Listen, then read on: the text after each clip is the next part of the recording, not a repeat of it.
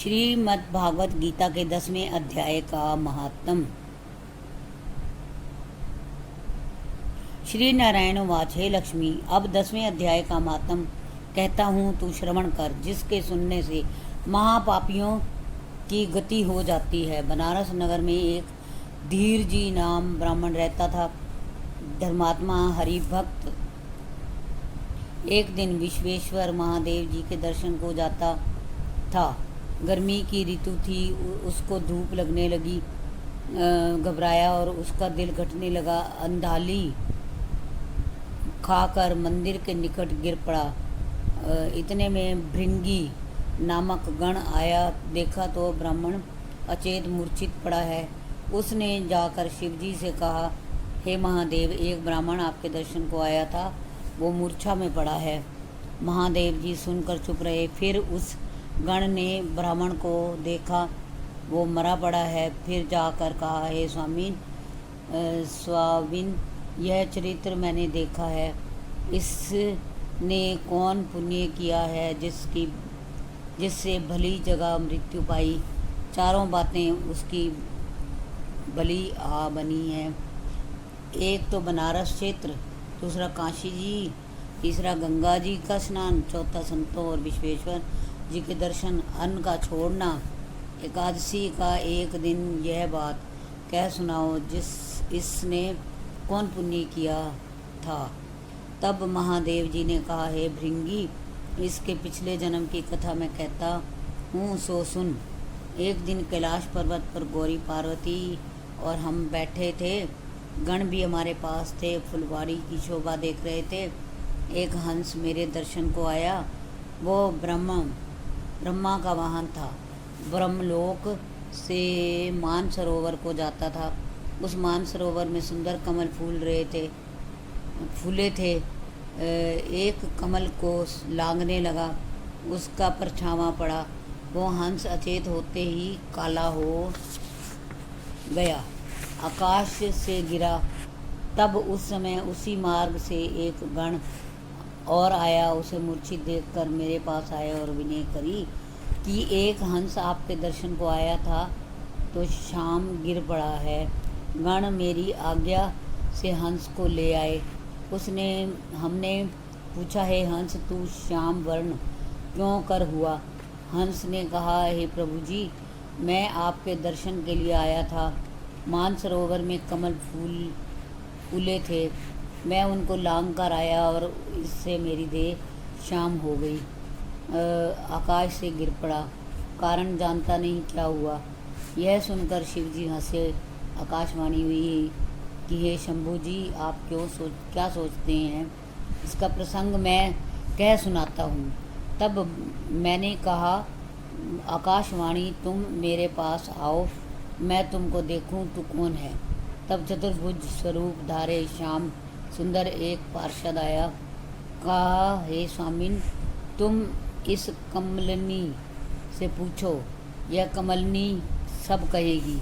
कमलनी ने कहा, शिवजी महाराज, मैं अपनी पहले जन्म की कथा कहती हूँ। पिछले जन्म में मैं अप्सरा थी, नाम पद्मावती था।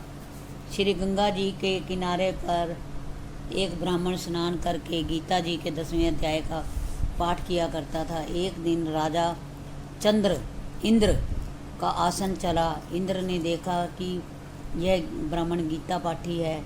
तब इंद्र ने मुझे आज्ञा की कि तू जाकर उस ब्राह्मण की तपस्या भंग कर। मैं आज्ञा पाकर उस ब्राह्मण के पास गई। जाकर देखा, वह ब्राह्मण एकांत में बैठा था। अचानक ही मेरी उस ब्राह्मण से भेंट हुई। मैंने अंग से अंग लगाया। उस ब्राह्मण ने मुझको शाप दिया, हे पापिन, कहा, हे पापनी, कमलनी हो। और हाथों के एक कमल मुख की जगह उसी समय मैं कमलनी हो गई। उस मानसरोवर में 60,000 भंवरे रहते थे, सो मेरी सुगंधी से तृप्त हुए रहते थे। यह बात कहीं नहीं जाती। मेरा प्रकाश क्यों हो रहा है, जो पंछी मेरे ऊपर से लांघता है, भस्म हो जाता है। कमलिनी ने कहा, हे हंस, तू कौन है, यहाँ क्यों आया है? हंस ने कहा, हम 4 हंस हैं, ब्रह्मा के वाहन, 3 में एक मैं हूँ।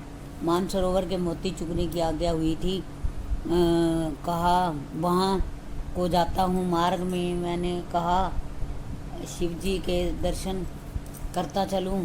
तेरे ऊपर से लांगा तो श्वेत से काला हो गया, आकाश से गिर पड़ा, और तू अपना वृतांत कह।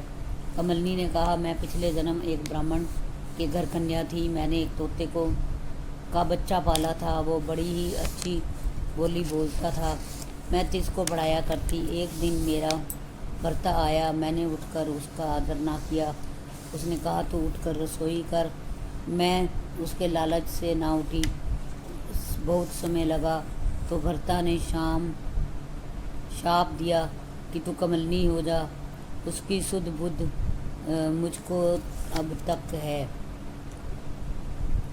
पर वह गीता के 10वें अध्याय का पाठ किया करता था। मैंने भी कंठ किया था।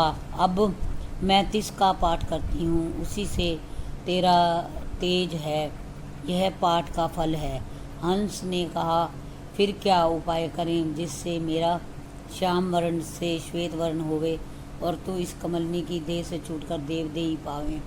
तब कमलिनी ने कहा, कोई गीता जी के 10वें अध्याय का पाठ सुनावे, तब उद्धार होगा। तब ब्राह्मण ने उस सरोवर में स्नान कर शालिग्राम का पूजन कर गीता के 10वें अध्याय का पाठ किया। उस हंस और कमलिनी ने सुना तो तत्काल उनका उद्धार हो गया। हंस श्वेत हुआ, कमलिनी देव कन्या हुई। दोनों ने हाथ जोड़कर नम्र होकर ब्राह्मण को नमस्कार करी और कहा, तुम धन्य हो जिसने हमको कृतार्थ किया है। तब ब्राह्मण ने पूछा, ये क्या हुआ? हंस और कमलिनी ने पिछली वार्ता कह सुनाई और कहा, आपके पाठ के सुनने से हमारा कल्याण हुआ है। हमको आशीर्वाद दो। कृतार्थ रूप होकर दोनों देवलोक को प्राप्त हुए। श्री नारायण जी कहते हैं, हे लक्ष्मी, यह 10वें अध्याय का महात्म है जो तूने सुना है। इति श्री पद्म पुराणे सतीश्वर संवादे उत्तराखंडे गीता महात्म नाम 10वां अध्याय संपूर्ण। ओम नमो भगवते वासुदेवाय। हरि ओम नमो भगवते वासुदेवाय। श्री ओम नमो भगवते वासुदेवाय। हरि ओम नमो भगवते वासुदेवाय। ओम नमो भगवते वासुदेवाय। श्री ओम नमो भगवते वासुदेवाय। हरि ओम नमो भगवते वासुदेवाय। श्री ओम नमो भगवते वासुदेवाय।